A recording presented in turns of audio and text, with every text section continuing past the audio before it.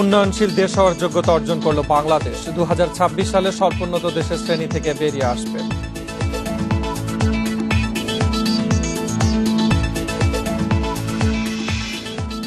জাতিসংঘ সূচকে বাংলাদেশের উন্নয়নশীল দেশে উত্তরণ। গণভবন থেকে ভিডিও কনফারেন্সে প্রধানমন্ত্রীর সংবাদ সম্মেলন 4টায়।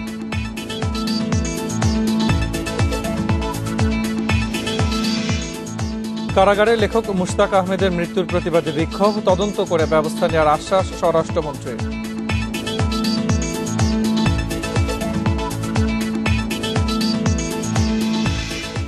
সৌন্দর্য বর্ধনের নামে রাজধানীতে যেখানে সেখানে গড়ে উঠেছে নার্সারি। সরকারি জমি দখল করে ভাড়া দিচ্ছে প্রভাবশালীরা।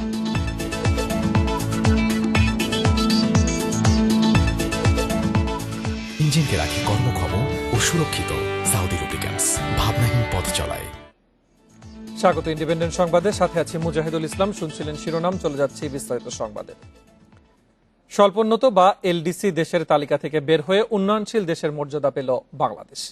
বিশেষ স্বীকৃতির ফলে বাংলাদেশ 2026 সালে স্বল্পোন্নত দেশের শ্রেণী থেকে বেরিয়ে আসবে। জাতিসংঘের committee for development policy CDP স্বল্পোন্নত দেশগুলোর মাথাপিছু আয়, মানব সম্পদ, অর্থনৈতিক ভঙ্গুরতা সূচকের ভিত্তিতে কোনো দেশকে এলডিসি থেকে উত্তরণের সুপারিশ করে থাকে। কমিটির 5 দিনব্যাপী ত্রিবার্ষিক পর্যালোচনা শুরু হয় 22 ফেব্রুয়ারি। বৈঠকের শেষ দিনে বাংলাদেশকে দ্বিতীয়বারের মতো এবং চূড়ান্তভাবে এলডিসি থেকে উত্তরণের সুপারিশ করে কমিটি। স্বীকৃতি পাওয়ার পর প্রস্তুতির জন্য সাধারণত 3 বছর এলডিসি হিসেবে থাকে একটি দেশ। সে অনুযায়ী বাংলাদেশের 2024 সালে এলডিসি থেকে বের হওয়ার কথা, কিন্তু বাংলাদেশ 3 বছর থেকে বাড়িয়ে 5 বছর করার আহ্বান জানিয়েছে।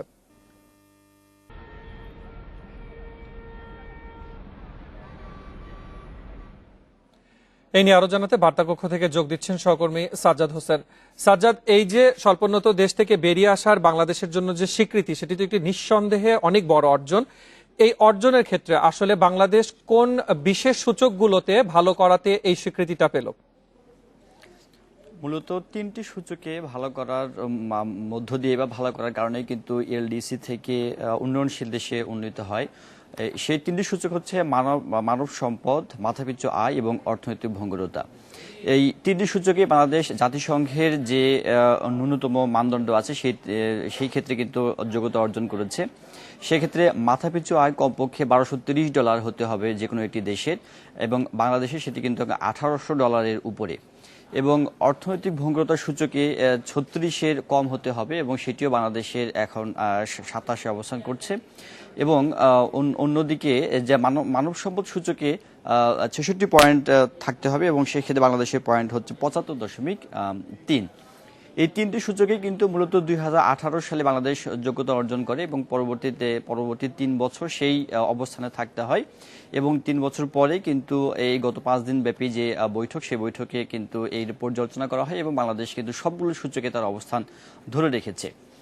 এবং মূলত এই চূড়ান্ত এই স্বীকৃতি পাওয়ার পরে কিন্তু আগামী 3 বছর পর্যালোচনা করা হবে মূলত এই অবস্থানটা ধরে রাখার জন্য। এবং সে 3 বছর যদি সব ঠিকঠাক থাকে, তারপরে কিন্তু 2024 সালে গিয়ে মূলত বাংলাদেশ স্বল্পোন্নত থেকে উন্নয়নশীল দেশে উন্নীত হওয়ার কথা। এবং এই ক্ষেত্রে বাংলাদেশ করোনা এবং প্রস্তুতির জন্য মূলত আরও 2 বছর সময় চেয়েছে, এবং সেটি অনুমোদন করা হয়েছে। এবং সেই ক্ষেত্রে 2024 সালের পরিবর্তে 2026 সালে বাংলাদেশ কিন্তু স্বল্পোন্নত থেকে উন্নয়নশীল দেশে উন্নীত হচ্ছে। সাজ্জাদ, একটা জিনিস আমাদেরকে আপনি জানাবেন, সেটি হচ্ছে যে এই যে অর্জন যে তারা করলো বা বাংলাদেশ যে অর্জন করতে যাচ্ছে, সেক্ষেত্রে এটি বাংলাদেশের অর্থনীতির ক্ষেত্রে কি ধরনের প্রভাব ফেলতে পারে? প্রথমত, এই স্বীকৃতির কারণে কিন্তু বিশ্বব্যাপী বাংলাদেশের একটি শক্তিশালী অবস্থান তৈরি হবে, বাংলাদেশের ভাবমূর্তি উজ্জ্বল হবে, এবং সেই সঙ্গে কিন্তু আরও বেশ কিছু সুবিধা পাবে বাংলাদেশ। কারণটি হচ্ছে যে যখন স্বল্পোন্নত দেশ থেকে উন্নয়নশীল দেশে উন্নীত হবে, তখন কিন্তু বিশ্বব্যাপী বিনিয়োগকারীদের কাছে কিন্তু একটি শক্তিশালী বার্তা যাবে যে বাংলাদেশে তারা বিনিয়োগ করতে পারে। কারণ সেখানে বলা হচ্ছে যে অর্থনৈতিক ভঙ্গুরতা, মানব সম্পদ এবং মাথাপিছু আয় 3টি সূচকে কিন্তু বাংলাদেশের অবস্থা অবস্থান ভালো, এবং এই সূচকগুলো যখন ভালো থাকে সেটি নিঃসন্দেহে অর্থনীতির জন্য ইতিবাচক একটি বিষয়, এবং সেক্ষেত্রে যে কোনো বিনিয়োগকারী কিন্তু বিনিয়োগে আস্থা পাবে এবং আমাদের বাংলাদেশের অর্থনীতিতে সে বিনিয়োগ বাড়বে, এবং এছাড়া আরও বেশ কিছু সুবিধা পাবে, এবং সুবিধার পাশাপাশি কিন্তু বেশ কিছু চ্যালেঞ্জও আছে। বিশেষ করে স্বল্পোন্নত দেশগুলো কিন্তু বিভিন্ন দেশের রপ্তানির ক্ষেত্রে কোটামুক্ত এবং কোটামুক্ত সুবিধা পেয়ে থাকে, কিন্তু যখন বাংলাদেশ উন্নয়নশীল দেশে উন্নীত হবে তখন কিন্তু সেই সুবিধাগুলো আর পাবে না, এবং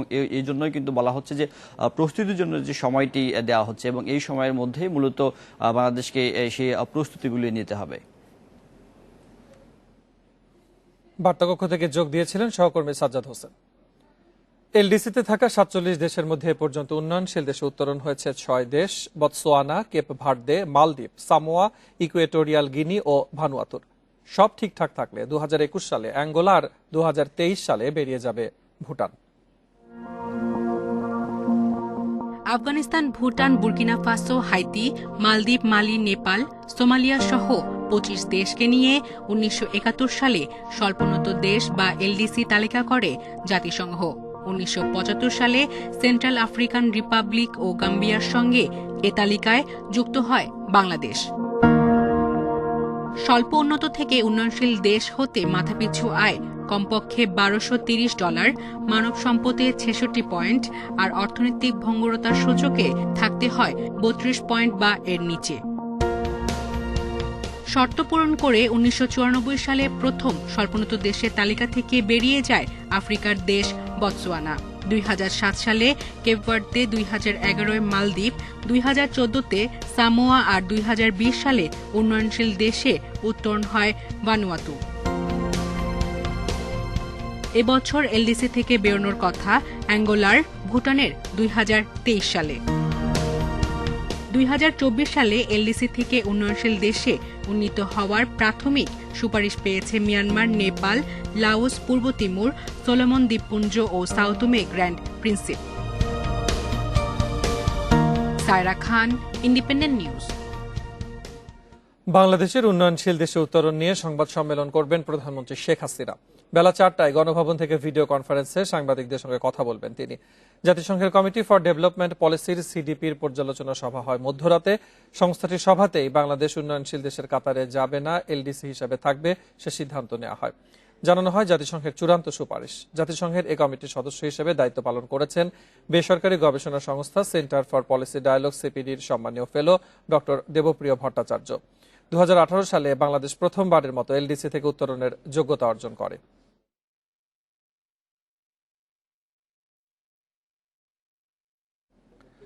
কারাগারে মুশতাক আহমেদের মৃত্যুর প্রতিবাদে দিনভর হয়েছে বিক্ষোভ মিছিল। সন্ধ্যায় পুলিশের সঙ্গে ঘটেছে সংঘর্ষের ঘটনা। সুষ্ঠু তদন্ত ও বিচারের দাবিতে 1 মার্চ স্বরাষ্ট্র মন্ত্রণালয় ঘেরাও কর্মসূচি দিয়েছে আন্দোলনকারীরা। স্বরাষ্ট্রমন্ত্রী বলছেন, তদন্তের পর এ বিষয়ে ব্যবস্থা নেওয়া হবে। কারাগারে মুশতাক আহমেদের মৃত্যুতে শুক্রবার সন্ধ্যায় শাহবাগে মশাল মিছিল। এ সময় পুলিশের সঙ্গে হয় সংঘর্ষ। এতে আহত হন বেশ কজন। আমাদের প্রায় 20-30 জনের মতন আহত হয়েছে, যারা ইমার্জেন্সি সেকশনে আছে। এখানে শাহবাগ থানার যে ইটা আছে, ইউলুপ আছে, ইউলুপ থেকে তাদেরকে ঘুরাই দেওয়ার জন্য চেষ্টা করি। পুলিশ এখান থেকে তাদেরকে ঘুরে টিএসসির দিকে যেতে বললে তারা তাদের যে মশালের যে লাঠি ছিল এই লাঠি দিয়ে পুলিশের উপর হামলা করে। তখন পুলিশ তাদেরকে এখান থেকে পুলিশ আত্মরক্ষাতে তাদেরকে ডিসপ্যাচ করে দেয়। এর আগে শাহবাগে হয় গায়বানা জানাজা। বক্তব্য রাখেন বিশ্ববিদ্যালয়ের শিক্ষক সহ বিশিষ্ট জনেরা। এটা হত্যা বলে ঘোষণা করেন। বিচারপতি যে আহ্বান করছি, আপনারা এটা সুমোটর করে এই মৌলিক অধিকার হরণের বিরুদ্ধে রায় দেন। ডিজিটাল নিরাপত্তা আইনের মামলায় কারাগারে মুশতাকের মৃত্যুর প্রতিবাদে দিনভর হয় বিক্ষোভ মিছিল। শাহবাগে অবস্থান নিয়ে এর বিচার ও ডিজিটাল নিরাপত্তা আইন বাতিলের দাবি জানায় বামপন্থী ছাত্র সংগঠনের নেতাকর্মীরা। আসে আন্দোলন চলমান রাখার ঘোষণা।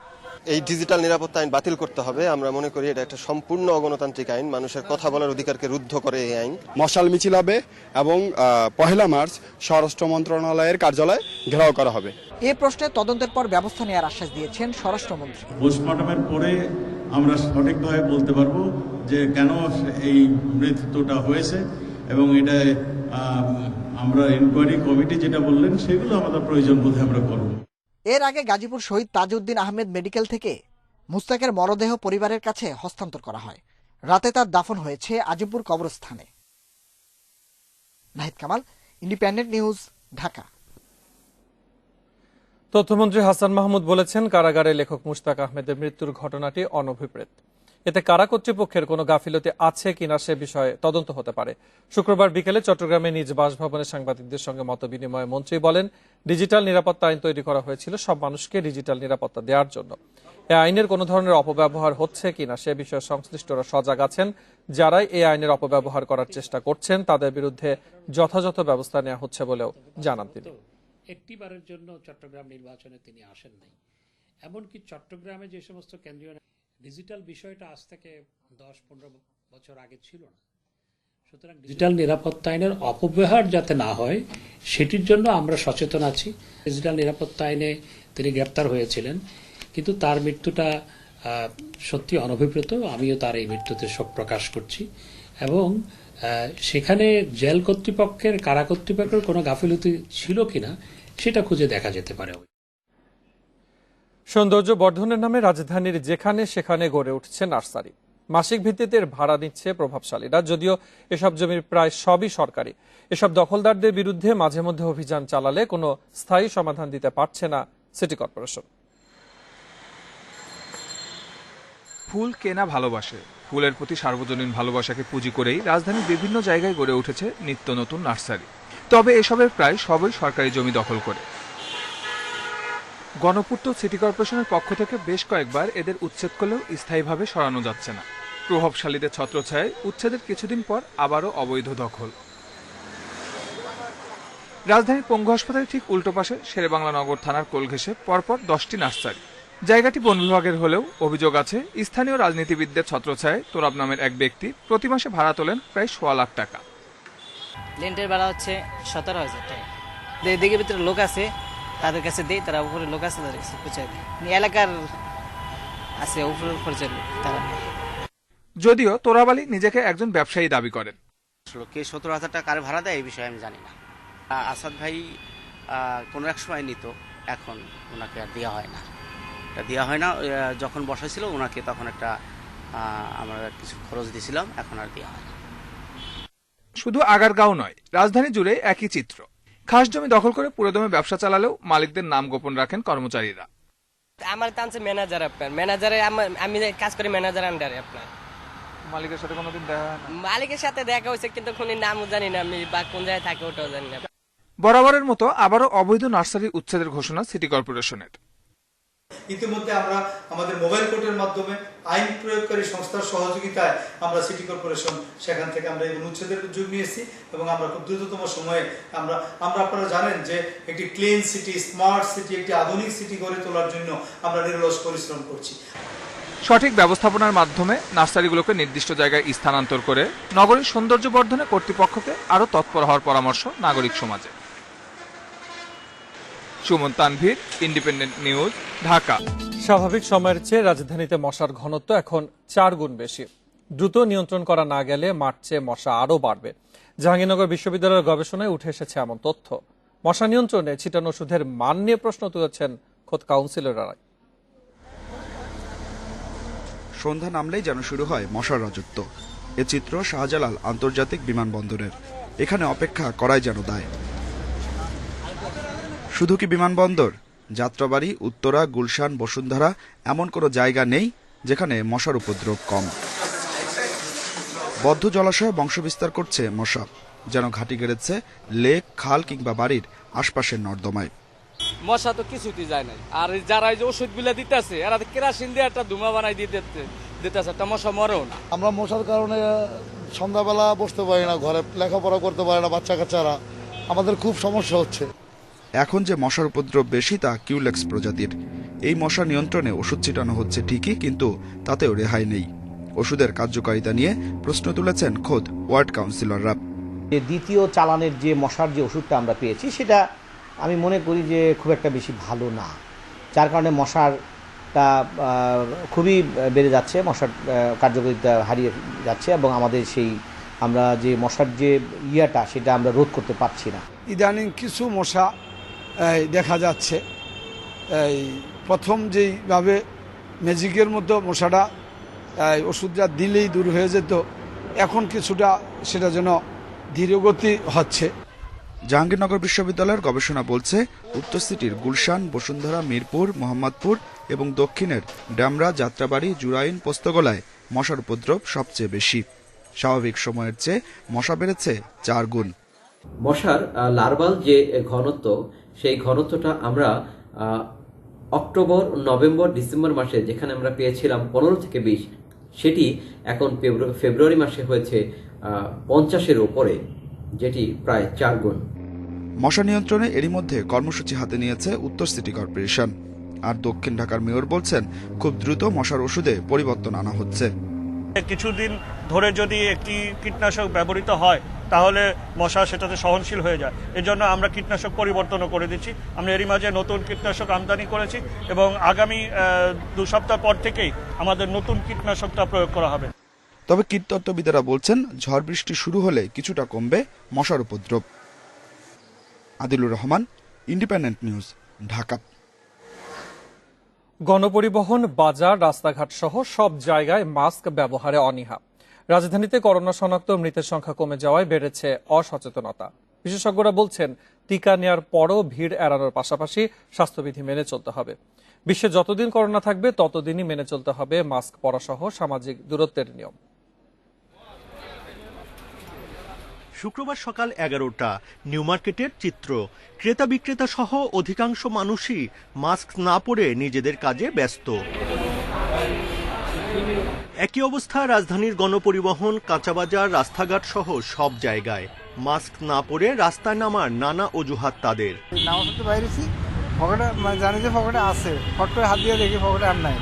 টিকা নিলেও দেহে অ্যান্টিবডি তৈরি না হওয়া পর্যন্ত ছড়াতে পারে সংক্রমণ।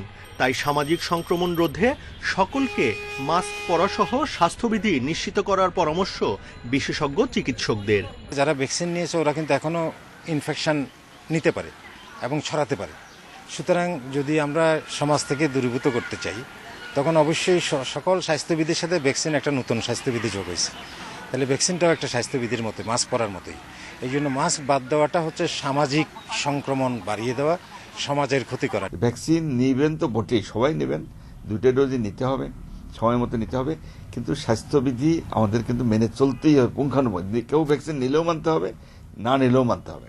দেশে করোনা সংক্রমণ কিছুটা কমলেও বিশ্বের অনেক দেশেই এখনো মহামারী আকারে ছড়াচ্ছে। তাই সংক্রমিত দেশ ভ্রমণকারীদের ব্যাপারে সতর্ক থাকার পরামর্শ বিশেষজ্ঞদের।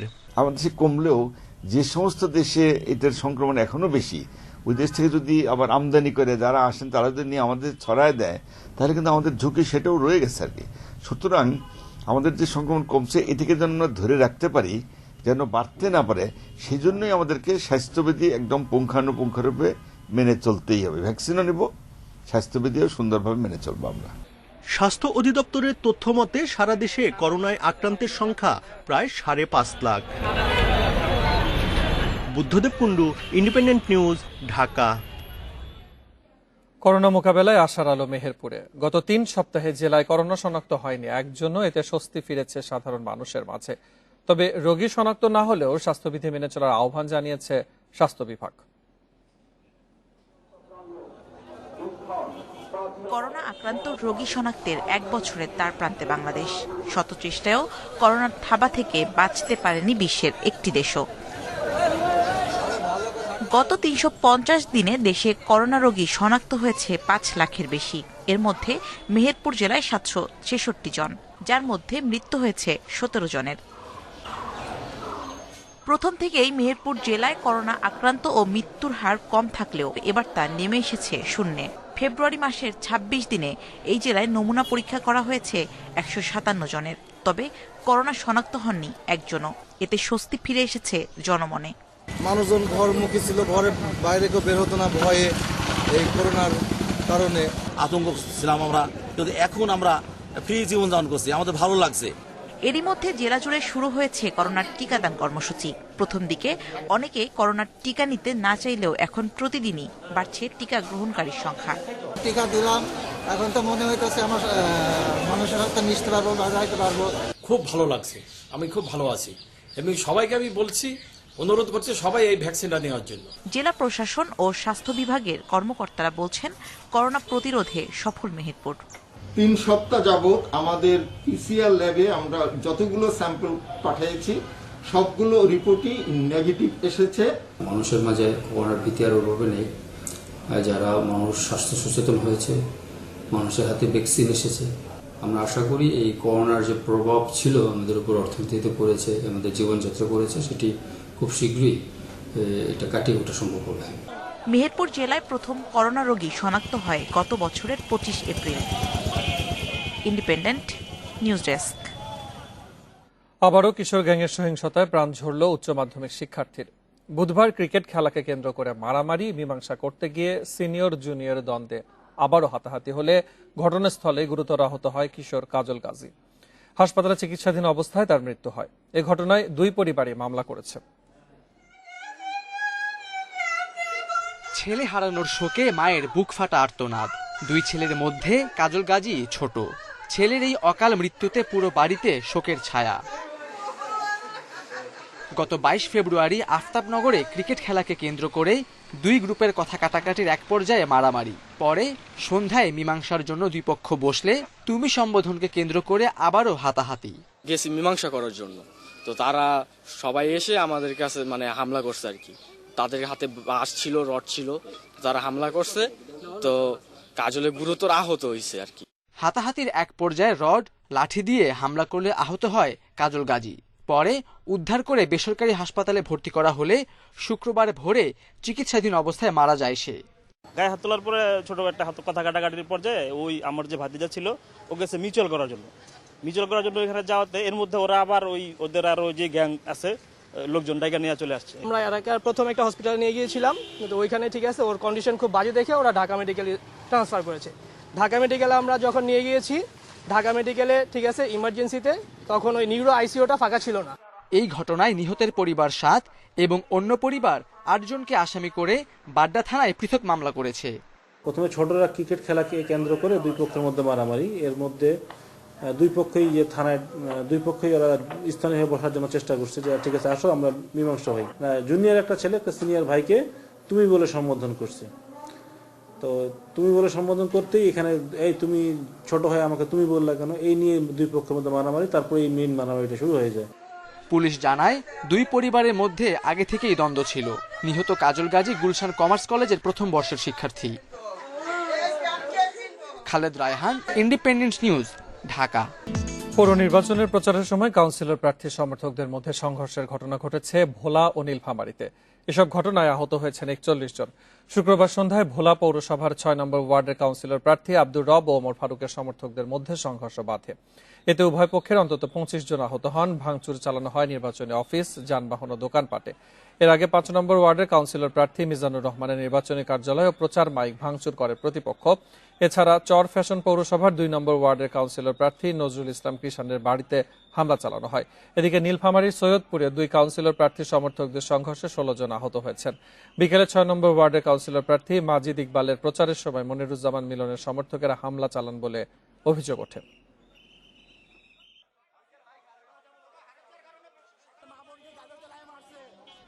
বিএনপির সমাবেশকে ঘিরে আইনশৃঙ্খলা পরিস্থিতির অবনতির শঙ্কায় আজ সন্ধ্যা 6টা পর্যন্ত খুলনা থেকে সব রুটে যান চলাচল বন্ধ রেখেছে পরিবহন মালিক সমিতি। এতে ভোগান্তিতে পড়েছেন যাত্রীরা। আজ খুলনায় বিএনপির সমাবেশ করার কথা রয়েছে, একে কেন্দ্র করে বিশৃঙ্খলার শঙ্কা করছেন শ্রমিকেরা। তারা যানবাহন চালাতে অনীহা প্রকাশ করায় শুক্রবার সন্ধ্যা 6টা থেকে বাস চলাচল বন্ধের সিদ্ধান্ত নিয়েছেন পরিবহন শ্রমিক নেতারা। এদিকে কোনো ঘোষণা ছাড়াই বাস বন্ধে দুর্ভোগ বাড়ায় ক্ষোভ জানিয়েছেন সাধারণ যাত্রীরা।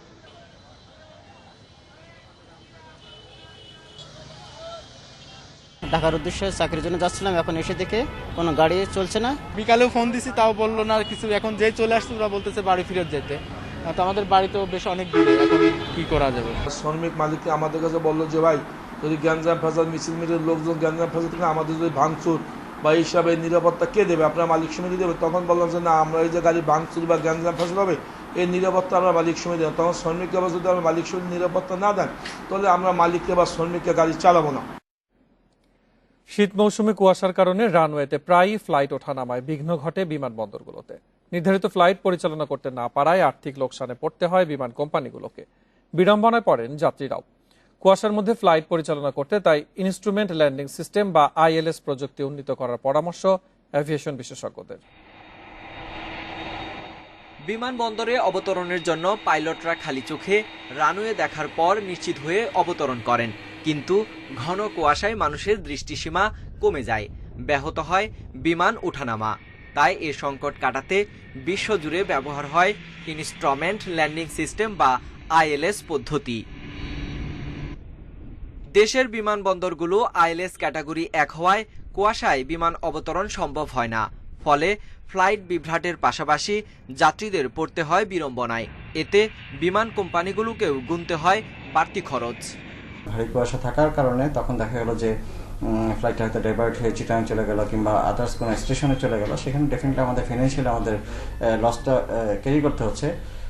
সর্বোপরি আমাদের আসলে কমিটমেন্টের আমরা আসলে এখানে রাখতে পারছি না। এভিয়েশন বিশেষজ্ঞরা বলছেন, দেশের বিমানবন্দরগুলো এখনও ক্যাটাগরি 1-এ। ঘন কুয়াশার মধ্যে বিমান ল্যান্ডিং করতে অবশ্যই ILS ক্যাটাগরি 2 বা 3-এ যেতে হবে। অন্তত 2টি এয়ারপোর্টে ILS ক্যাটাগরিগুলো আরও ভালো ক্যাটাগরিতে নেওয়া উচিত এবং অথবা অন্য কোনো সিস্টেম এখানে অ্যাডাপ্ট করা উচিত, যাতে আমরা পুর ভিজিবিলিটিতেও আমরা এয়ারক্রাফটগুলোকে ল্যান্ড করাতে পারি। তা না হলে কিন্তু শুধুমাত্র যে এয়ারলাইন্সগুলো ক্ষতিগ্রস্ত হবে তা না, আমাদের যাত্রীদেরকেও কিন্তু আমরা একটা অসহনীয় দুর্বহ অবস্থায় আমরা ফেলে দিতে হচ্ছে। বিমান প্রতিমন্ত্রী জানান, বিমানবন্দরগুলোতে আধুনিকায়নের কাজ চলছে। এগুলো পুরোদমে চালু হলে সংকট কিছুটা হলেও দূর হবে। প্রত্যেকটা এয়ারপোর্টে ওভারলের কাজ আমাদের রাজশাহী, তারপরে যশোর, সৈয়দপুর ওইখানেও রানওয়ের কাজ আমরা কার্যাদেশ দিয়েছি এবং কাজ শুরু হবে কিছুদিনের মধ্যে। ইতিমধ্যে কিন্তু অনেকটা কাভার করে উঠেছি আমরা অনেকগুলো কাজ ডাইভার্সিফাই করেছি আমরা। বিশ্লেষকরা বলছেন, বিমানবন্দরে ILS ক্যাটাগরি 2-এ উন্নীত করা গেলে 500 মিটারের কম দৃষ্টিসীমায়ও উড়োজাহাজ অবতরণ করা সম্ভব হবে। একই সঙ্গে লাইটিং সিস্টেমেও আনতে হবে বেশ কিছু পরিবর্তন। Sohel Rana, independent news, Dhaka. এক সপ্তাহ ধরে চুয়াডাঙ্গায় ডায়রিয়ার প্রাদুর্ভাব বেড়েছে। দিনে 60 থেকে 80 জন করে নতুন রোগী ভর্তি হচ্ছে হাসপাতালে। চাপ বেড়ে যাওয়ায় মেঝে ও বারান্দায় রেখেও চিকিৎসা দিতে হচ্ছে। চিকিৎসকরা বলছেন, আবহাওয়া পরিবর্তনের কারণেই বেড়েছে ডায়রিয়ার প্রকোপ। হঠাৎ করেই চুয়াডাঙ্গায় বেড়েছে ডায়রিয়ার প্রকোপ। এক সপ্তাহ ধরে রোগী বাড়ছে জেলা সদর হাসপাতালে। প্রতিদিনই ভর্তি হচ্ছেন 60 থেকে 80 জন। এতে জায়গার সংকট দেখা দিয়েছে ডায়রিয়া ওয়ার্ডে। যে রোগীগুলা সিঁড়ি দিয়ে উঠায় অপারেশন রোগী, সেই সিঁড়ি পর্যন্ত ডায়রিয়া রোগী। বড় রোগী 15-20টার মতো আসে প্রতিদিন, আর বেশিরভাগই বাচ্চা আসে, কিন্তু আমাদের জায়গা স্বল্পতা। এই অবস্থায় রোগীদের রাখতে হচ্ছে মেঝেতে কিংবা ওয়ার্ডের বাইরের বারান্দায়ও। এছাড়া নানা সংকটে পড়ছেন রোগী ও তাদের স্বজনেরা। ডায়রিয়ার প্রকোপ বাড়ায় তারা একের পর এক এসে রোগী ভর্তি হচ্ছে। এরা সবারই বাড়ছে, একের বাচ্চাদের থেকে বড়দের থেকে সবাই ডায়রিয়াটা দেখা যাচ্ছে। একসঙ্গে এতজনকে চিকিৎসা দিতে গিয়ে হিমশিম খাচ্ছেন চিকিৎসক ও নার্সরা। আবহাওয়ার পরিবর্তনের কারণেই ডায়রিয়ার এই প্রাদুর্ভাব বলছেন তারা। এই অল্প জনবল দিয়ে আমরা চেষ্টা করছি যে কিভাবে এটা স্বাভাবিক পর্যায়ে আনা যায়। আমাদের পর্যাপ্ত পরিমাণে কলেরা স্যালাইন এবং ডায়রিয়া যেগুলো মেডিসিন লাগে সবই মজুদ আছে। তো এটা জলবায়ু পরিবর্তনের সাথে সাথে আস্তে আস্তে এটা স্বাভাবিক হয়ে যাবে। কর্তৃপক্ষ বলছে, স্যালাইন ও ওষুধের কোনো সংকট নেই, তবে লোকবলের অভাবে পরিস্থিতি সামাল দেওয়া যাচ্ছে না। Independent news desk. পাহাড়ি এলাকায় ইটভাটা স্থাপনের অনুমতি না থাকলেও রাঙ্গামাটির লংগদুতে গড়ে উঠেছে 3টি ইটভাটা। এসব ইটভাটার জন্য নির্বিচারে কাটা হচ্ছে পাহাড়ের মাটি, ফলে ক্ষতিগ্রস্ত হচ্ছে আশপাশের পরিবেশ ও ফসলি জমি। লংগদুর বাইট্টাপাড়া সহ 3টি জায়গায় গড়ে উঠেছে অবৈধ ইটভাটা। এগুলোর মালিকরাও স্বীকার করেছেন, অনুমোদন ছাড়াই ইটভাটার কাজ চলছে। ভাটার চিমনি নিচু হয়, ব্যাপক ক্ষতি হচ্ছে আশপাশের ফসলি জমির। চুল্লির ধোঁয়ায় আমার বাগানের তো বিশাল ক্ষতি সাধন হচ্ছে, আশেপাশে যারা আছে তাদের বাগানের বিশাল ক্ষতি সাধন হচ্ছে। সামনে যে পাহাড় কাটছে, এই পাহাড়ে আপনার পুরো সেগুন বাগান ছিল। চিমনির ধোঁয়াটা যখন পায় তখন ধানের কালারিংটা নষ্ট হয়ে যায়, হয়ে যাওয়ার পরে তখন এইটার রোগ দেখা দেয়। অনেক গাছগাছালি এদিকে অনেক বড় বড় বাগান ছিল, এগুলো সব কাটা পড়তেছে। জ্বালানি হিসেবে কাঠ পোড়ানো নিষিদ্ধ হলেও লংগদুর ইটভাটাগুলোতে তা মানা হচ্ছে না। প্রতিদিন পোড়ানো হচ্ছে হাজার হাজার মেট্রিক টন কাঠ। একথা স্বীকার করেছেন ভাটার শ্রমিক কর্মচারীরা। কয়লার ব্যবস্থা করতে পারতেছি না, কয়লাটা অনেক দূরত্ব, এখানে আমরা পাহাড়ি অঞ্চলের ভিতরে এটা পাহাড় টিলা ছিল, এটা টিলা কাইটা সরল জমিন করা হয়েছে, এগুলো টিলা ছিল, এখানে টিলা থেকে আমরা জমির মাটি নিয়ে এদেরকে দানা জমিন করে দেওয়া হয়েছে, আমরা এখানে বিক্রি করতেছি আর কি। এমনিতে বেশি দেয় না, হালকা ওই 1 পিস 2 পিস করে দেয়, আর সব কয়লা চলে। অবৈধ ইটভাটার কথা স্বীকার করে এগুলোর বিরুদ্ধে শিগগিরই ব্যবস্থা নেওয়ার আশ্বাস দিয়েছেন উপজেলা নির্বাহী কর্মকর্তা। তাদের যে লাইসেন্স সহ অন্যান্য যে কাগজপত্রগুলো সেগুলো সবসময় ঠিক করে তারপর তারা শুরু করবে। তো যেহেতু তারা এটা শুরু না করে তারা কার্যক্রম হাতে নিয়েছে, তো আমরা তাদেরকে আলটিমেটাম দিয়েছিলাম যে নির্দিষ্ট সময়ের মধ্যে তারা এই কাগজগুলো যেন করে ফেলে। বনাঞ্চল সংরক্ষণ এবং দেখভালের দায়িত্ব বন বিভাগের, তবে ইটভাটায় প্রতিনিয়ত কাঠ পোড়ানো হলেও বন বিভাগ কোনো অভিযান পরিচালনা করছে না বলে অভিযোগ এলাকার লোকজনের। Independent news desk. 2 বছরও অপসারিত হয়নি সাতক্ষীরা কালীগঞ্জ সড়কের মৃত রেইন ট্রি। পরিবেশের জন্য ক্ষতিকর এসব মরা গাছের ডাল পড়ে প্রায়ই ঘটছে দুর্ঘটনা, মারাও গেছেন অনেকে। মরা গাছগুলো দ্রুত অপসারণ এবং পরিবেশের ভারসাম্য রক্ষায় নতুন গাছ লাগানোর দাবি স্থানীয়দের। সাতক্ষীরা কালীগঞ্জ ও সাতক্ষীরা ভোমরা সড়কের দুপাশে দাঁড়িয়ে আছে এসব প্রাণহীন রেইন ট্রি। অজ্ঞাত রোগে মরে শুকিয়ে গেছে গাছগুলো। এখন ঝড়ো বাতাস হলেই রাস্তার উপর ভেঙে পড়ে এগুলো, ঘটে হতাহতের ঘটনাও। স্থানীয়দের অভিযোগ, দীর্ঘদিন ধরে এসব গাছ সড়কে চলাচলকারীদের জন্য ঝুঁকি তৈরি করে রাখলেও এগুলো অপসারণের উদ্যোগ নেওয়া হয়নি। মানুষের ক্ষতির কারণ হয়ে যাচ্ছে, এখন ডাল ভেঙে পড়ে, মানুষের গায়ে পড়ে, কারেন্টের তারে পড়ে, ঠিক ডালে মাথার কাছে এসে পড়ছে, সেই ডাল পড়ার সাথে সাথে মানুষটা মারাই গেল। এই গাছগুলো কিভাবে মরতেছে, এগুলো যারা এই ডিপার্টমেন্ট আছে তারা কেন খেয়াল করে না, সরকারকে কেন জানায় না। বন বিভাগ জানিয়েছে 5 বছর আগে অজ্ঞাত রোগে আক্রান্ত হয়ে গাছগুলো মরতে শুরু করে। এরই মধ্যে মারা গেছে 1,500-এরও বেশি গাছ। এর কারণ উদ্ঘাটনে পরীক্ষাগারে নমুনা পাঠানো হয়েছে। পাশাপাশি গাছগুলো অপসারণ করে অন্য গাছ লাগানোরও উদ্যোগ নেওয়া হয়েছে।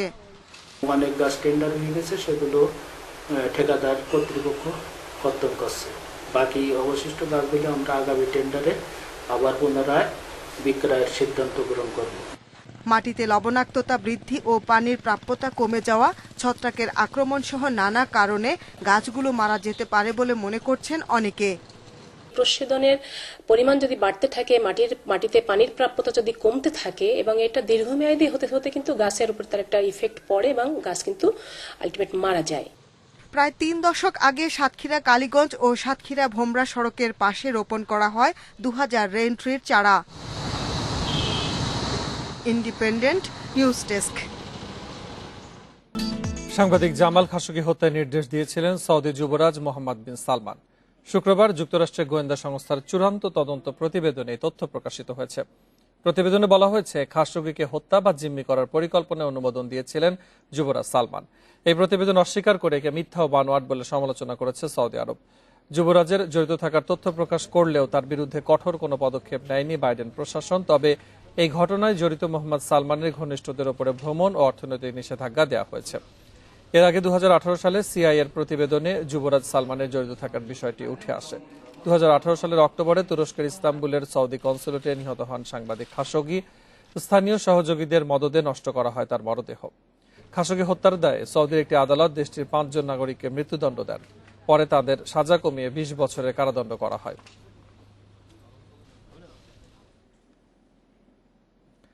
ভারতের পশ্চিমবঙ্গে রাজ্য বিধানসভা নির্বাচনের তফসিল ঘোষণা করেছেন প্রধান নির্বাচন কমিশনার সুনীল অরোরা।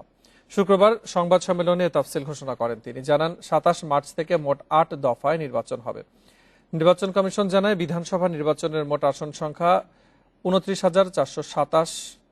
মার্চ প্রথম দফায় 30টি আসনে নির্বাচন রাজ্যে।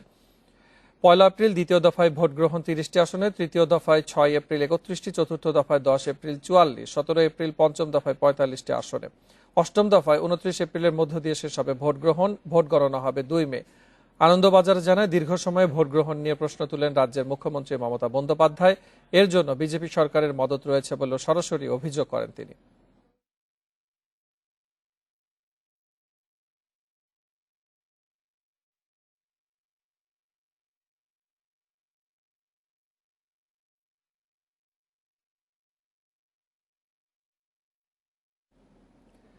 নিউজিল্যান্ডে কঠোর কোয়ারেন্টাইনে বাংলাদেশ ক্রিকেট দল 2 দিন হোটেলবন্দি থাকার পর ক্রাইস্ট চার্চে খোলা হাওয়ায় টাইগাররা তামিম সৌম্যরা করেছেন হালকা অনুশীলন।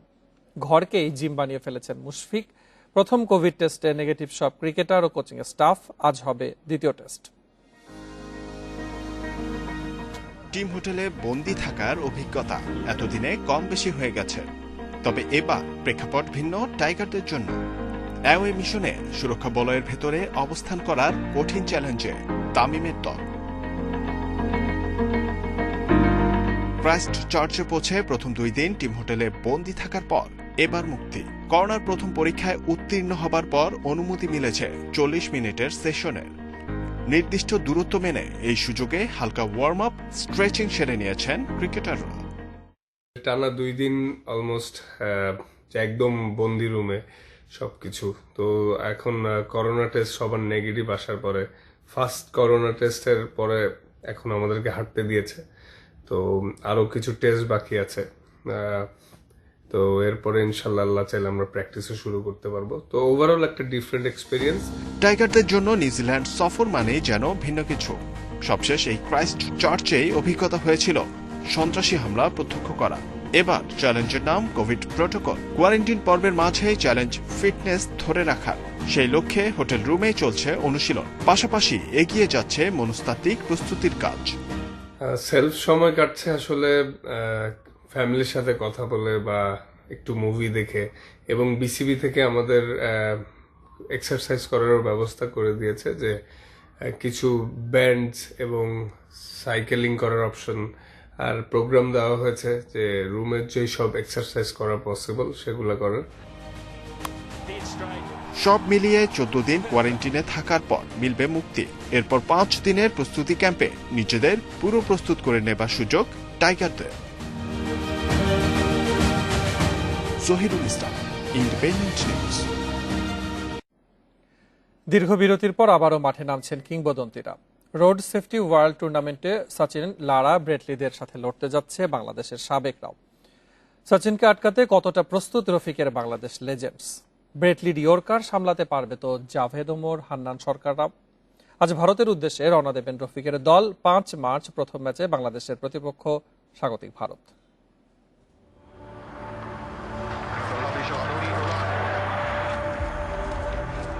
সময় হয়েছে তাদের ফিরে আসবার। ক্রিকেটের বিস্তৃত ছায়াপথে ফিরে আসছেন অতীতের নায়কেরা। সময়ের ধুলো ঝেড়ে জেগে ওঠা কিংবদন্তিদের। সচিনের classic straight drive, Brett Lee deadly yorker, লারার সেই রাজচিত স্ট্যান্স, সব ফিরে আসছে সময়ের পরিক্রমায়। ব্যাট বল তুলে রেখেছিলেন হয়তো দুর্ধর্ষরা, ট্রেনিং তো নয়। 27 साल पहले तुमने मुझे रन आउट किया था, मगर ये अब नहीं होगा। Well, I'm ready to turn a billion dreams into a billion nightmares. অবিশ্বাস্য ক্যারিয়ারে জিতেছেন প্রায় সব চ্যালেঞ্জ। তারপরও 27 বছর আগের অতৃপ্তি ভুলতে পারেননি সচিন। জন্টি রোডসের সাথে তার এবার পরের হিসেব মিলিয়ে নেয়ার। রোডসের ফিল্ডিং সামর্থ্যে মাথা ব্যথা এখনো তীব্র সেবাগে। ये आदमी उड़ता है, उड़ के ना जाने कितने बैट्समैनों को आउट किया होगा। तो सुपरमैन, मुझे आउट कर सकोगे? মহাযজ্ঞে আরেক দফা উস্কে গেছে লারা সচিন দ্বৈরথ সংক্রান্ত আগুন। I do have a lot of respect for him, but that's not going to stop me. Lara को छेड़ना मतलब शेर को ललकारना. That was then. পুরনো ঝাল হিসেব নিকেশ মিলিয়ে নেবার সুযোগ টাইগারদেরও। মোহাম্মদ রফিকের নেতৃত্বে বাংলাদেশ লিজেন্ডস দলের হয়ে খেলবেন পাইলট সুজন ওপিরা। শহীদ বীর নারায়ণ সিং স্টেডিয়ামে প্রথম ম্যাচে ভারতের বিপক্ষে মাঠে নামবে লাল সবুজের ক্রিকেট শ্রেষ্ঠরা। আমাদের চেষ্টা থাকবে যেন আমরা অন্তত বাংলাদেশ টিমকে ম্যাচ জিতাতে পারি, এবং সেই পুরো স্মৃতিতে আমরা যখন ম্যাচ হারতাম সেই জায়গা থেকে বের হয়ে এখানে ম্যাচ জেতার কিছু ভালো স্মৃতি নিয়ে টুর্নামেন্টে শেষ করতে পারবো। আমি আসলে প্রিটি মাচ এক্সাইটেড। ডেফিনেটলি আমি মনে করি যে সর্বপ্রথম বাংলাদেশ টিমের হয়ে, বাংলাদেশ দলের হয়ে, দেশের পক্ষের হয়ে খেলতে যাওয়াটা আমি গর্বের মনে করি। দীর্ঘ বিরতির পর আবার মাঠে নামা। প্রস্তুতিতে সেই পুরনো ক্ষুরধার ব্যাটিং এর ইঙ্গিত টেন্ডুলকারের। বিনা প্রস্তুতিতে মাঠে নেমে যাবার পরিকল্পনায় আছেন যারা, শেষ মুহূর্তে তারা বুঝবেন কিংবদন্তি শব্দের মানে। Mohammad Nazim, independent news. সংবাদ শেষ করার আগে শিরোনামগুলো জানিয়ে দিচ্ছে আরেকবার। উন্নয়নশীল দেশ হওয়ার যোগ্যতা অর্জন করল বাংলাদেশ। 2026 সালে স্বল্পোন্নত দেশের শ্রেণী থেকে বেরিয়ে আসবে।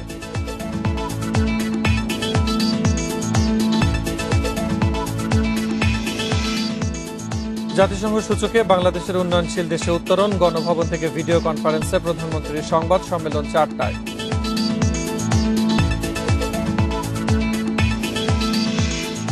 কারাগারে লেখক মুশতাক আহমেদের মৃত্যুর প্রতিবাদে বিক্ষোভ, তদন্ত করে ব্যবস্থা নেওয়ার আশ্বাস স্বরাষ্ট্রমন্ত্রী।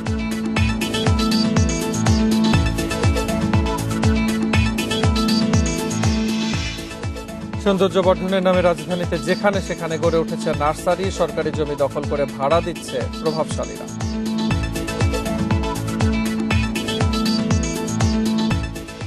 স্টিকি ক্লিনার, কাঠ, গাড়ি অথবা বাড়ি, সব রঙে কার্যকরী।